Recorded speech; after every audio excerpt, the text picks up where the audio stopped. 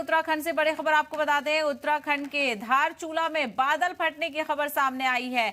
बड़ी खबर आपको बताते चले उत्तराखंड से, उत्तराखंड के धारचूला में बादल फटा है।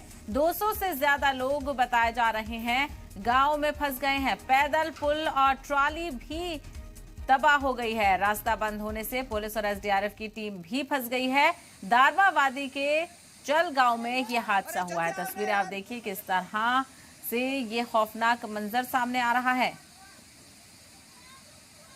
तो उत्तराखंड के धारचूला में बादल फटने की खबर सामने आई है। 200 से ज्यादा लोग गांव में फंसे हैं। तस्वीरें आप देखिए, बादल फटने से पूरी तरफ मलबा नजर आ रहा है। ये लोग फंसे हुए हैं, लोगों को बचाने की कोशिश की जा रही है। चारों तरफ आपको मलबा नजर आ रहा है, बादल फटा है।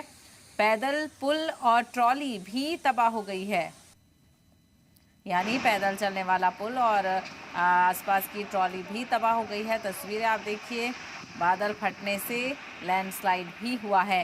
रास्ता बंद होने से पुलिस और एसडीआरएफ की टीम भी फंस गई है, मौके पर नहीं पहुंच पा रही है। दारमा वादी के चल गांव में यह हादसा हुआ है, जहां पर लोगों को शदीद परेशानियों का सामना करना पड़ रहा है।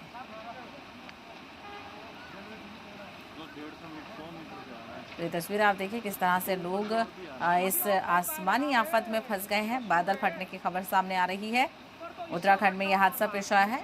उत्तराखंड के धारचूला में यह हादसा पेश आया है।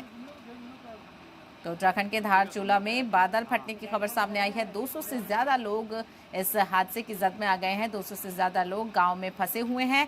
पैदल चलने वाला पुल और साथ ही साथ ट्रॉली भी इस हादसे में तबाह हो गई है।